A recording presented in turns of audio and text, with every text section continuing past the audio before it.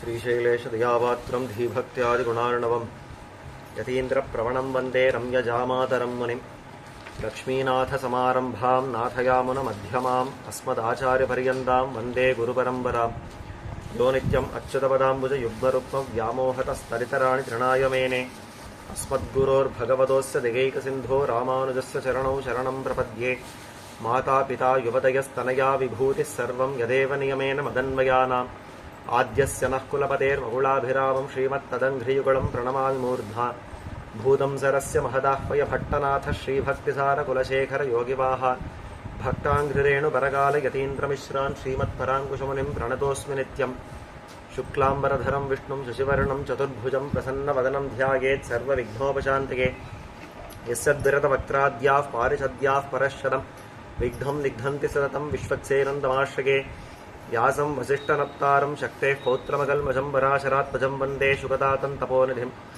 तत्त्वेन यश्चिदचिदीश्वर तत्स्वभावभोगापवर्गततुवाय गतियुदारः सन्दर्शयन्निरमिमीतपुराणरत्नं तस्मै नमो मुनिवराय पराशराय अस्मद्गुरुभ्यो नमः.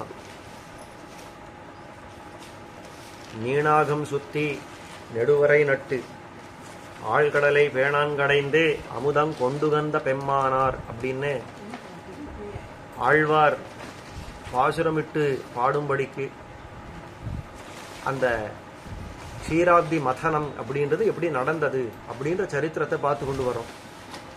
மீனாகம் சுத்தி பெரிய ஒரு நாகம் வாசுகி பாம்பு, அந்த பாம்பை ஒரு மந்தர மலைக்கு சுத்தி அந்த மலைய மத்தாக நட்டு ஒரு பக்கத்துல தேவதைகள் ஒரு பக்கத்துல அசுரர்கள் அப்படின்னு இந்த மாதிரியாக ரெண்டு பேர் ரெண்டு பக்கத்துல இருந்து அந்த அந்த மத்த இழுக்க அந்த பார்க்கடலை கடைய அதுல வந்தது அமிர்தம்.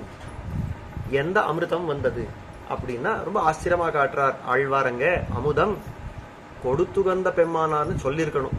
கொடுத்த பெம்மான், அதாவது அமிர்தத்தை தேவர்களுக்கு கொடுத்தவன் அப்படின்னு தானே சொல்லியிருக்கணும். ஆனா சொன்னது என்னன்னா அமுதம் கொண்டுகந்த பெம்மான் அப்படின்றார். கொண்டுகந்த பெம்மான் அமிர்தத்தை தான் கொண்டு போனார் அப்படின்னு அந்த பாசுரத்துல இருக்கிறது. இப்போ நாம பார்க்க போறோம் அந்த சரித்திரத்தை. அதாவது அமிர்தம் வந்தது, இந்த பார்க்கடல் கடையிறச்ச எத்தனையோ வஸ்துக்கள் எல்லாம் வந்தது. காமதேனு என்ன, உச்சை ஸ்ரவஸ் என்ற குதிரை என்ன, ஐராவத் என்ற யானை என்ன, கல்ப விருட்சம் என்ன, அமிர்தம் என்ன, எத்தனையோ வஸ்துக்கள் எல்லாம் வந்ததே. அந்த மாதிரி வந்த வஸ்துக்கள்ல கடைசியா அந்த தன்வந்தரி தன்னுடைய கையில பிடிச்சுண்டு வந்த அந்த கலசத்துல இருந்தது அமிர்தம். அந்த அமிர்தத்தை தேவர்களுக்கு கொடுத்தான் தானே சொல்லணும். அமுதம் கொண்டுகந்த பெம்மான்னு ஏன் சொல்லணும் அப்படின்னா அந்த சரித்திரம் தான் இன்னைக்கு ரொம்ப முக்கியமா பார்க்க போறோம். அதை நேற்றைய தினம் விட்ட இடத்திலும் நாம தொடர்ந்து அனுபவிக்க பிராப்தம். அதாவது நேற்றைய தினம் நாம பார்த்த ஒரு விஷயம் என்னன்னா, தேவதைகளுக்கு பெருமாள் ஒரு விஷயத்தை சொல்லி வச்சிருந்தார். அசுரர்களோட எந்த சண்டையும் போட்டுக்க வேண்டாம், நீங்கள் ஒன்று சொன்னா அவ மாத்தி தான் சொல்லுவா, நீங்கள் சொல்லுங்க நான் தலை பக்கத்துல பிடிச்சுக்கிறேன்னு. இல்ல நாங்கள் தான் தலை பக்கத்துல, நீ வால் பிடிச்சுக்கோ அப்படின்னுவா. பேசாம போய் வாழை பிடிச்சுக்கோங்க அப்படின்னு சொல்லி வச்சிருந்தார் பெருமாள். போய் வாழை பிடிச்சுட்டா. இந்த தலை இருந்த பகுதியில் அவள் அந்த அசுரர்கள் பிடிச்சிருக்கவே அந்த பாம்பு அப்படி இப்படி ஆற்றச்சு அதுக்கு ஒரு தேக ஆயாசம் வந்து அது விஷ ஜுவாலையை உமிழ்றது. அந்த விஷ ஜுவாலையால அசுரர்களுடைய பலம் எல்லாம் மங்கி போச்சு. அதுக்கு மேல இந்த எம்பெருமான் பல அவதாரங்கள் பண்ணினா அப்படின்றத பார்த்தோம். ஒரு பக்கத்துல ஆமையா மலைக்கு கீழே நின்று அதுக்கு அதிஷ்டானமா நின்னார். ரெண்டாவதா இந்த வாசுகிக்குள்ள தான் விசேஷ தேஜஸோட இருந்தார். தேவதைகள் பக்கத்துல ஒரு உருவம், அசுரர்கள் பக்கத்துல ஒரு உருவம் கொண்டு தான் அந்த மாதிரி ரெண்டு பக்கத்தையும் அந்த அதாவது கடலை தானே கடைஞ்சுட்டு இருந்தார். இது மேல அந்த மலை மேலே போறச்ச அது மேல இன்னும் அதை அழுத்தி பிடிச்சுக்கிறதுக்கு அஜயன் அப்படின்ற ஒரு திருநாமத்தோட மேல அதை அழுத்தி பிடிச்சுட்டார். இந்த விஷயங்கள் எல்லாம் பார்த்தோம். பெருமாள் ஏக காலத்துல இத்தனை அவதாரங்கள் எல்லாம் பண்ணார் அப்படின்றத பார்த்தோம். இது எல்லாத்துக்கும் மேல காட்டக்கூடிய ஒரு அற்புதமான வார்த்தை என்னன்னா, இந்த மாதிரி எம்பெருமான், அதாவது பாகவதத்துல சொல்லப்படுறது, இந்த மாதிரி பெருமாள் இத கடைய விட்டாரு.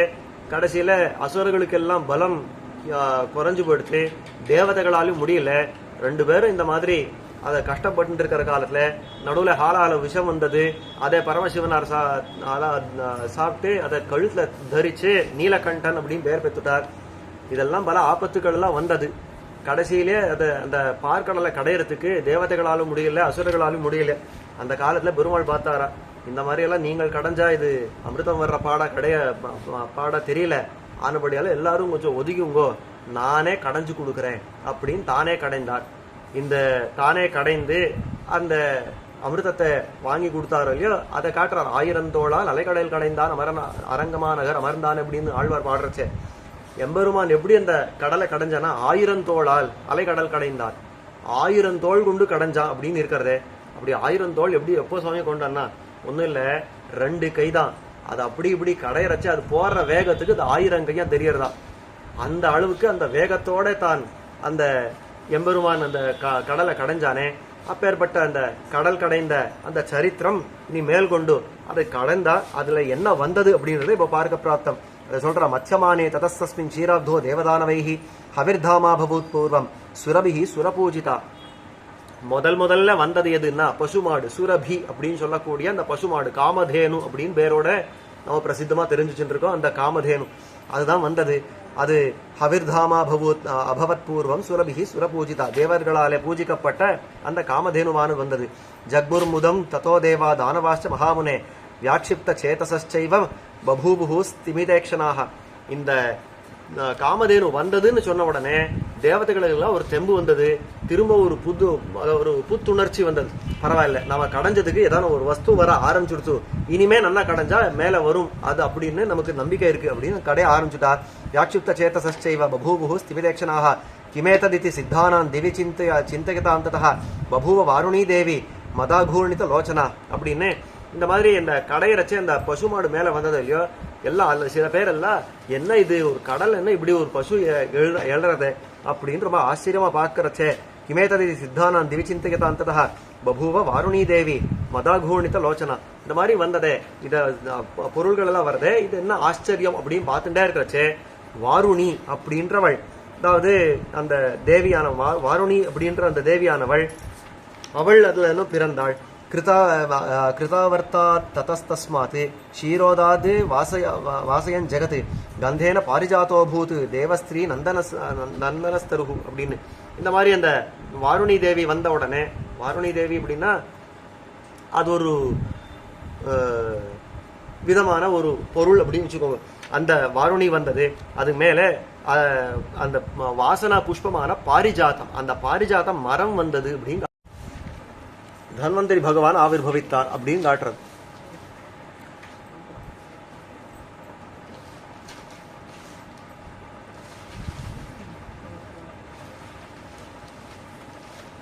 அந்த தன்வந்தரி பகவானுடைய கையில தான் இந்த அமிர்தம் இருந்தது.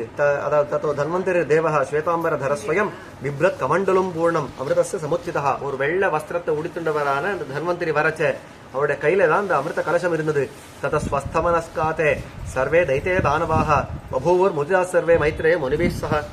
இதை பார்த்த உடனே அந்த தன்வந்தரி அமிர்த கலசத்தோட வந்தான்றதை பார்த்த உடனே தைத்தியர்கள் தேவதைகள் எல்லாருக்கும் பரம சந்தோஷம். ஆஹா, அமிர்தம் வந்துடுத்து, இனிமே நமக்கு அமிர்தம் கிடைக்க போறது, இவரெல்லாம் கொடுத்துட போறோம் அப்படின்ற சந்தோஷம்.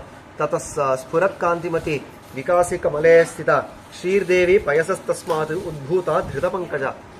அந்த மாதிரி தன்வந்தரி வந்ததுக்கு அப்புறம் தான் மகாலட்சுமி நாச்சியார் ஆவிர்பவித்தாள். இந்த திருப்பார்கடல்ல ஒரு தாமரை புஷ்பத்துல அமர்ந்தவளான அந்த பிராட்டி, பெரிய பிராட்டியார் ஸ்புரத் காந்திமதி விகாசி கமலே ஸ்திதா அப்படின்னு பெருசா ஜுவலிக்கிற ஒரு தாமரை, அது நன்ன மலர்ந்திருக்கிற ஒரு தாமரை, அதுல அமர்ந்தவளான, அதாவது அவளுக்கு அலர்மேல் மங்கை நாச்சியார் அப்படின்னு பேர் சொல்ற இல்லையா, அலமேலு மங்கை அப்படின்றோம். அந்த அலர்மேல் மங்கை நாச்சியார் அப்படின்னா எதுக்காக இந்த பேர்னா, தாமரையில வீற்றிருக்கிறவள் ஆனபடியாலே அவளுக்கு தாமரையாள், அலர்மேல் மங்கை அப்படின்னு பல திருநாமங்கள் வந்திருக்கிறது. அந்த மாதிரி அவள் தாமரையில அமர்ந்தவளான ஸ்ரீர் தேவி பயசஸ்தஸ்மாது உத்பூதா திருத பங்கஜா. கையில தாமரை பிடித்தவளாய், தாமரையில அமர்ந்தவளாய் தான் ஆவிர்பவித்தாள் அந்த பார்க்கடல் இன்னும். தான் துஷ்டுவர் முதாயுக்தாக ஸ்ரீசூக்தேன மகர்ஷயா. அந்த விராட்டி வந்தாளோ இல்லையோ, சுத்தி இருக்கிற மகர்ஷிகள் எல்லாம் ஸ்ரீசூக்தத்தை சொல்லி அவளை அர்ச்சிக்க ஆரம்பித்தார்கள். அதாவது ஸ்ரீசூக்தம் அப்படின்றது இந்த வேதத்துல பெரிய பிராட்டியாருடைய வைபவத்தை சொல்லக்கூடிய ஒரு பகுதி. அந்த எப்படி புருஷ சூக்தம் பெருமாளுக்குன்னு சொல்றோமோ அந்த மாதிரி ஸ்ரீசூக்தம்ன்றது பெரிய பிராட்டியாருடைய வைபவத்தை எல்லாம் காட்டுறது. அந்த மாதிரி இருக்கிற அந்த ஸ்ரீசூக்தத்தை சொல்லி சொல்லி அந்த பெரிய பிராட்டியார தாங்கள் ஸ்தோத்திரம் பண்ணினார்கள். விஸ்வாவசு முகாஸ்தஸ்யா கந்தர்வா புரதோ ஜகுஹு கிருதாச்சி பிரமுகாஸ்தத்ர நடுதுஷ்சாப்சரோகணாக. இந்த மாதிரி அந்த பெரிய பிராட்டியார் வந்த உடனே யோசனை பண்ணி பார்க்கறது. இந்த எங்கேயாலும் போறோம், தாயார் இன்னைக்கு வெள்ளிக்கிழமை, நல்ல வெள்ளிக்கிழமை, அந்த வெள்ளிக்கிழமை இன்னைக்கு தாயார் புறப்பாடுன்னு இருக்கும். அநேக இடங்கள்ல தாயார் புறப்பாடு இருக்கும். அந்த தாயார் புறப்பட்ட உடனே எப்படி இருக்கும், நல்ல வாத்திய கோஷங்கள் எல்லாம் முழங்கும். இந்த பக்கம் ஸ்தோத்திரம் பண்றவள் எல்லாம் ஆரம்பிச்சிருவா, அங்க நாட்டியம் பண்றவா இருப்பா, பாட்டு பாடுறவா இருப்பா, அது பாசுரங்கள் சேவிக்கிறவா இருக்கா, வேதம் சேவிக்கிறவா இருக்கா, எத்தனை சேவைகள் உண்டோ அவரவர்களுக்கு கொடுக்கப்பட்ட அந்த கைங்கரியங்கள் எல்லாம் பண்றா. ஏன்னா பெரிய பிராட்டியார் நம்ம எல்லாராலும் அந்த கைங்கரியம் கொள்றவளாச்சே.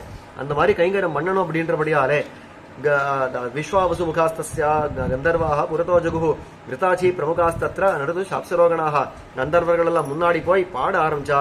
கிருதாச்சி முதலான அப்சரசுக்கள் எல்லாம் நாட்டியமாட ஆரம்பிச்சா. கங்காத்யா சரிதஸ்தோயைஹி ஸ்நானார்த்தம் உபதஸ்திரே.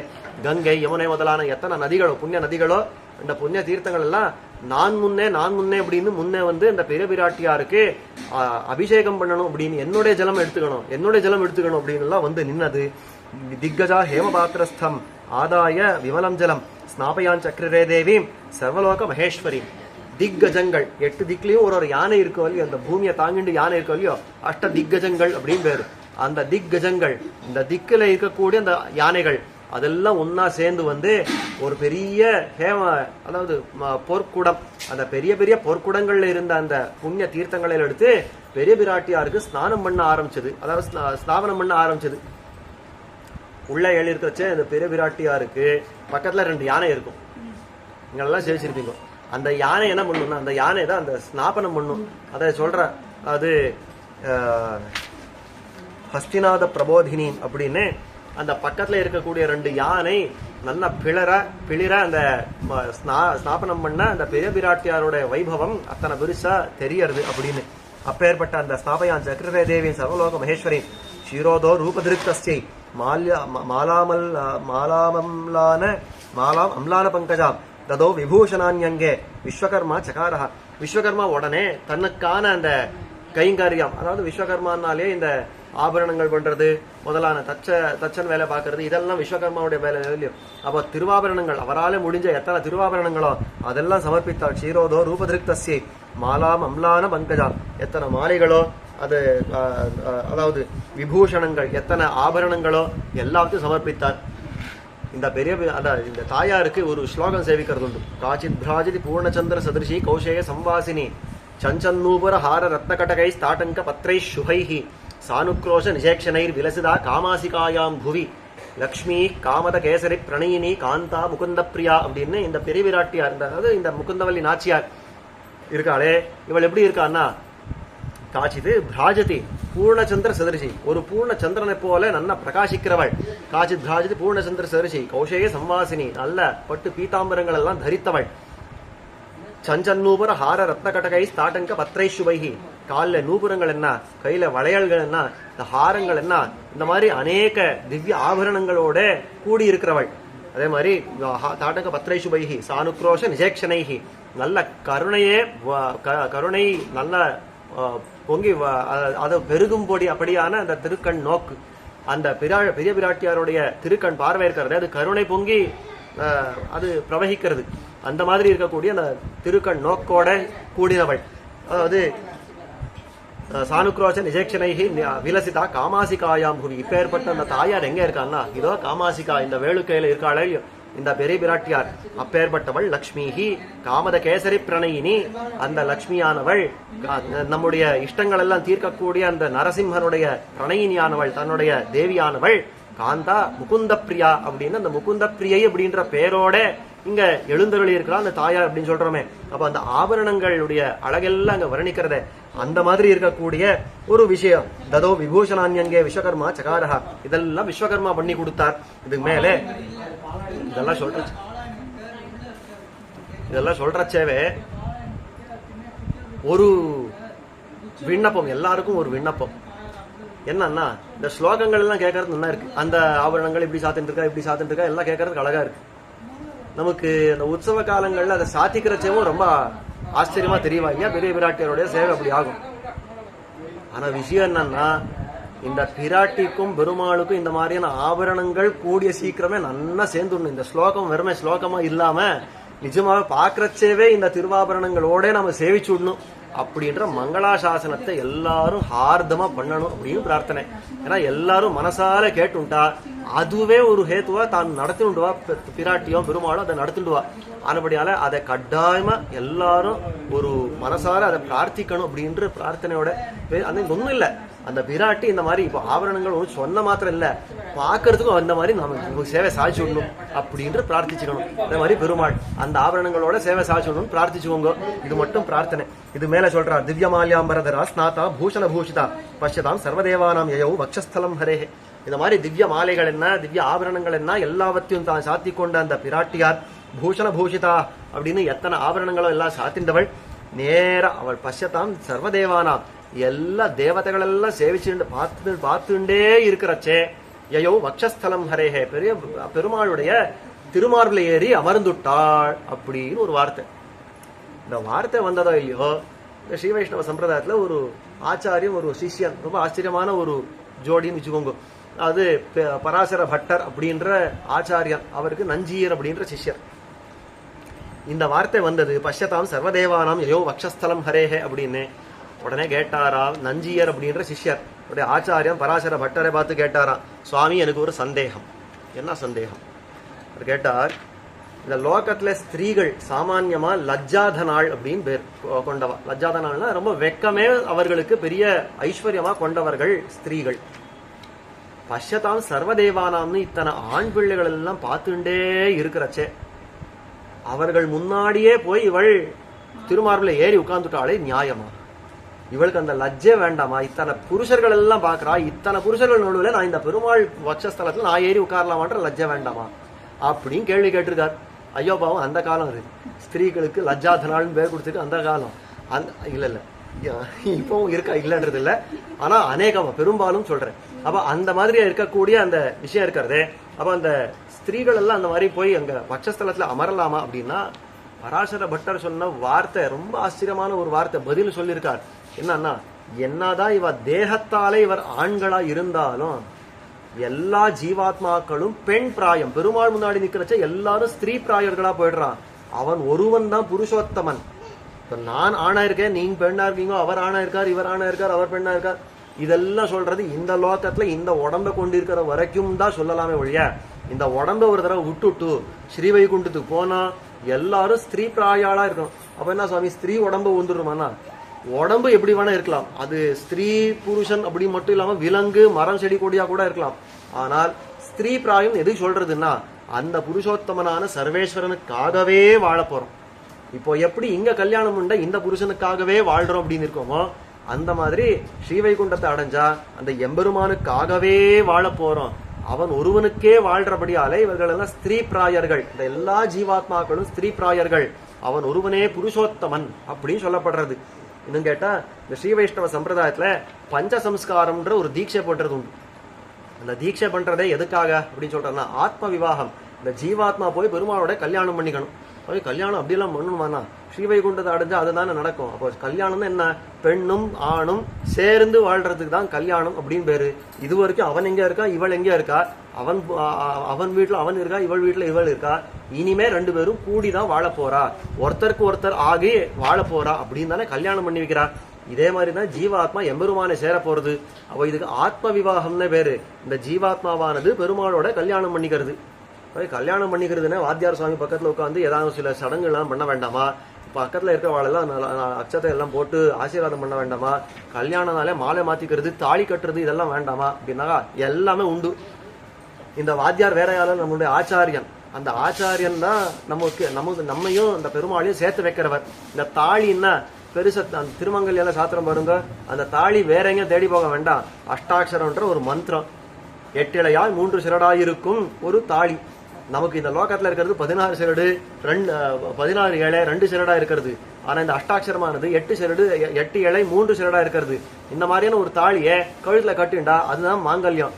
அந்த மாங்கல்யத்தை கட்டிண்டு நாம எம்பெருமானுக்காகவே வாழ்றோம் வருங்க. அப்ப எல்லா ஜீவாத்மாக்களும் ஸ்திரீ பிராயம். இந்த பஷ்யதான் சர்வதேவானம்னா யாரும் ஆண்கள் பார்த்தா பிராட்டி ஏறி உட்கார்ந்தா லஜ்ஜை இல்லையான்னு கேட்க அவசியம் இல்ல. எல்லாரும் ஸ்திரீகளுக்கு நடுவுல ஸ்திரீக்கு அப்ப ஏற்பட்ட ஒரு லஜ்ஜை ஒண்ணும் இல்ல வருங்க. எல்லாரும் ஒரு பெண்களா இருக்கா அப்படின்னா அவ்வளவு வெக்கம் பட மாட்டா, தைரியமா போய் உட்கார்ந்துருவா. அந்த மாதிரி அந்த எல்லாரும் ஸ்திரீ பிராயாளா இருந்தபடியாலே பெரிய பிராட்டியார் நேர போய் அந்த எம்பெருமானுடைய வக்ஷஸ்தலத்துல அமர்ந்தாள் அப்படின்னு காட்டுறது.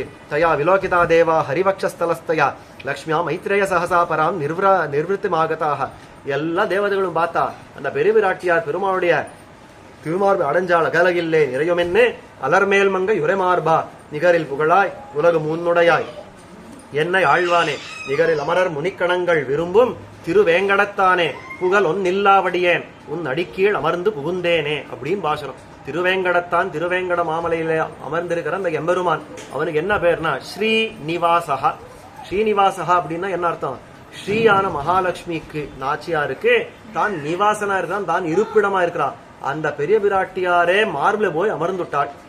நீங்க பாருங்க திருமலையில போய் பார்த்தா பிராட்டி தாயாருக்குன்னு தனி சன்னிதியும் கிடையாது. ஏன் இல்ல அப்படின்னாக்கா வேற எங்க தேட அவசியம் இல்ல. நான் மார்பிலேயே ஏறி உட்கார்ந்துட்டாலும் இல்லையோ, திருமார்பிலே ஏறி உட்கார்ந்துட்டாலும் இல்லையோ, அவளுக்குன்னு தனி சன்னிதியை தேட வேண்டாம். திருமஞ்சனமா பெருமாள் தனியா நடக்கும், அந்த திருமாவில தனியா ஒரு திருமஞ்சனம் பண்ணுவா. திருவாராதனமா பெருமாள் தனியா நடக்கும், அந்த திருமால் நாச்சியாருக்கு தனியா ஒரு திருவாராதனம் பண்ணுவா. அம்சையா பெருமாள் காட்டுவா, திருமார்பு நாச்சியாருக்கு தனியா அது ஒரு கை காட்டுவா. அப்போ பிராட்டின் தனியா ஒரு சன்னிதி தேட போக வேண்டாம் அவசியம் இல்ல. திருமார்பிலேயே ஏறி அமர்ந்திருக்கிறா அப்படின்னு காட்டுறது இல்லையோ. அப்ப அகல இல்லேன் ஒரு க்ஷணங்காலமும் இந்த திருமார்பை விட்டு என்னால பிரிய முடியாதுன்னு அங்க உட்காந்துருக்காள் இல்லையோ. அப்பேற்பட்ட அந்த சேர்த்தியை பார்த்து எல்லாரும் மங்களாசாசனங்கள் பண்ணா. இந்த தேவதைகள் எல்லாம் மங்களாசாசனம் பண்ணா. உத்வேகம் பரமம் ஜக்முர் தைத்யா விஷ்ணு பராங்முகாக தியக்தா லக்ஷ்மியா மகாபாக விப்ரசித்தி புரோகமாக ததஸ்தே ஜக்ருஹுர் தைத்யா தன்வந்தரி கரஸ்திதம் கமண்டலும் மகாவீரியாக யத்ராஸ்தே மிருதம் உத்தமம் அப்படின்னு இந்த மாதிரி இந்த பிராட்டியார் ஒரு பக்கத்துல அவள் போய் அமரவே உடனே இந்த பக்கத்துல என்ன நடந்ததுன்னா இந்த தைத்தியர்களுக்கு எல்லாம் ஒரு உத்வேகம், ஒரு ஆத்திரம். ஐயோ இத்தனை போதாச்சே, இந்த அமிர்தம் வந்துடுத்து இன்னும் நம் கை வரலையே அப்படின்னு அவர்களுக்கு எல்லாம் ஒரு ஆத்திரம். அவர்கள் எல்லாம் ஜக்தாலட்சுமியா மகாபாகா விப்ரசித்தி புரோகமாக இந்த பிராட்டியார் இங்க இருக்கா. இப்போ பிராட்டி ஒரு புறப்பாடு நடக்கிறது கடைவெள்ளின்னு வச்சுக்கோங்க. இந்த கோவில்ல நடக்கிறது கடைவெள்ளின்னு வச்சுக்கோங்க. கடைவெள்ளின்னா பிராட்டி தாயார் இந்த மாதிரி புறப்பாடு வருவா, அந்த தோட்டத்துக்கு அப்படி எழுவா அப்படின்னா ஜனங்கள் எல்லாம் எங்க இருப்பா? இங்க தானே இருப்பா. பிராட்டி இங்க இருக்காங்கன்னா எல்லாரும் இங்க இருப்பா. யாரானா இங்க இருக்கிறச்சே நான் வேற வேலையா பாக்குறேன்னு அந்த கோவிலுக்கு அண்ணண்ட போறதோ உள்ள போறதோ எங்கேயான பாக்குவோம். ஆனா இந்த தைத்தியர்கள் அந்த காரியம் பண்ணான்றான். என்ன பண்ணா பிராட்டியார் இங்க வந்து பெருமாளுடைய திருமாறுல அமர்ந்திருக்கிறா, இந்த சேர்த்தியை சேவிக்கிறது விட்டுட்டா. அமிர்தம் எங்கே அமிர்தம் எங்கேன்னு தேடின்னு போனான். இதேதான் ஆழ்வார் முதல்ல விண்ணப்பிச்ச ஒரு பாசனம். இந்த விஷயத்தை தான் ஆழ்வார் அங்க காட்டுறார். அமுதம் கொண்டு வந்த பெம்மான் அப்படின்னா இந்த அமிர்தம் சாதாரணமான இந்த உப்புச்சாறு அப்படின்னு காட்டப்படுறது. இந்த உப்புச்சாரான இந்த கடல்ல வந்த அமிர்தம் இருக்கிறதே, தன்வந்தரி கொண்ட அந்த அமிர்தம் இருக்கிறதே, அதே மற்ற வாழ்கள்லாம் கொடுத்துட்டார் பெருமாள். பெருமாள் ஒரு அமிர்தத்தை தான் கொண்டார். என்ன அமிர்தம்னா பெரிய பிராட்டியார்ன்ற அமிர்தத்தை தான் கொண்டார். அமுதில் வரும் அமுது, அது பெண் அமுது. அப்பேற்பட்ட அந்த பெண் அமுதான அந்த பெரிய பிராட்டியாரை தான் கொண்டு உகந்தார் பெருமாள் அப்படின்னு காட்டுறதே. அந்த சேர்த்தி அங்க நடந்துட்டு இருக்கிறச்சே இந்த பக்கத்துல தியக்தாலட்சுமியா மகாபாகா விப்ரசித்தி புரோகமாக ததஸ்தே ஜக்ருஹுர் தைத்யா தன்வந்தரி கரஸ்திதம். தன்வந்தரி கையில இருந்த குடத்தை பிடிச்சுட்டா. கமண்டலும் மகாவீரியா யத்ராஸ்தே மிருதமுத்தமம் மாயா மோகித்வா தான் விஷ்ணு ஸ்திரீரூப சம்ஸ்திதா தானவேபிய ததாதாய தேவேபிய பிரதௌ பிரபு. இந்த மாதிரி அந்த குடத்தை பிடிச்சுன்னு ஓடவே தேவதைகள் எல்லாம் கதற ஆரம்பிச்சுட்டா. ஐயோ அமிர்தம் போயிடுச்சுன்னா பெருமாள் பார்த்தார். எல்லா ஆபத்துக்கும் ரட்சகன் அவன் தானே. உடனே ஒரு ஸ்திரீ வேஷத்தை கொண்டார். இன்னைக்கு அந்த அவதாரம் மோகினி அலங்காரம், மோகினி வேஷம் அப்படின்னு சொல்றோம் இல்லையா. அந்த மோகினி வேஷத்தை கொண்டார். மோகினின்னு என்ன? எல்லாரையும் மோகிக்க பண்றவள் அப்படின்னு அர்த்தம். இந்த ஆண்களுக்கு எல்லாம் அவனை பார்த்த மாத்திரத்துல அவ்வளோ மோகமா, அவ்வளோ காதல் வந்துடுறதான். அந்த மாதிரி அந்த வேஷத்தை கொண்டு தானவர்கள் முன்னாடி போனாலே இல்லையோ எல்லாருக்கும் அமிர்தம் மறந்து போயிடுச்சு. இந்த மோகினி பேர்ல ஆசை வந்துடுச்சு. அந்த மாதிரி போனார். இன்னொன்னு தெரிஞ்சுக்கோங்க, இந்த அதாவது இந்த 5ஆம் நாள் உற்சவத்துல காத்தால வேலை தங்கச்சப்பரம் அப்படின்னு வாகனத்துல பெருமாள் புறப்படுறார் அப்படின்னா நாச்சியார் திருக்கோலம் சாத்துவா. அநேகமா எல்லாரும் என்ன சொல்லிடுவாங்கன்னா மோகினி அலங்காரம் கிடையாது. மோகினி அலங்காரம் அது கிடையாது.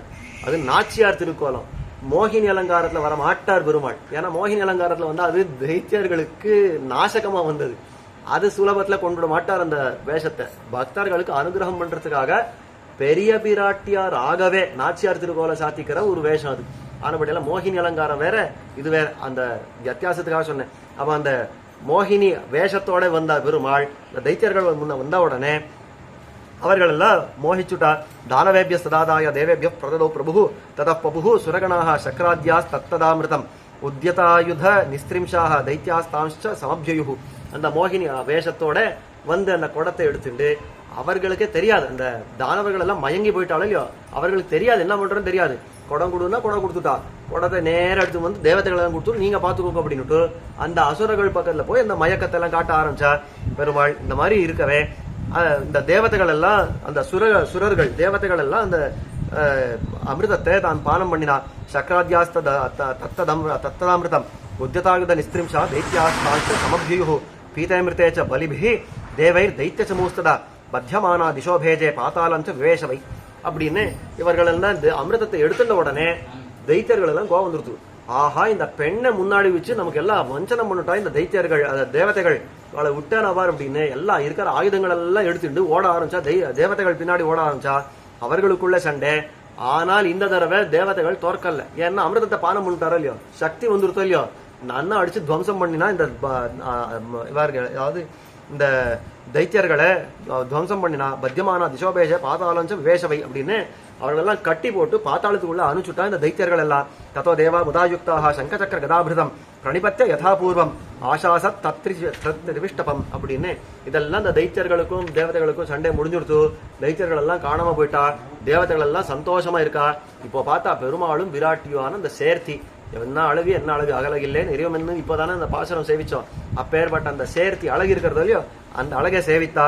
அதான் அங்க சேவிச்சா தெரியும் அந்த அழகு. அப்ப அந்த பெருமாளும் விராட்டியும் பக்கத்திலேயே இருந்த அந்த சேர்த்தி அழகு என்ன ஆனந்தமா இருக்கிறதோ அந்த அழகை சேவிச்சா. பக்கத்துல இல்ல, திருமாருலயே.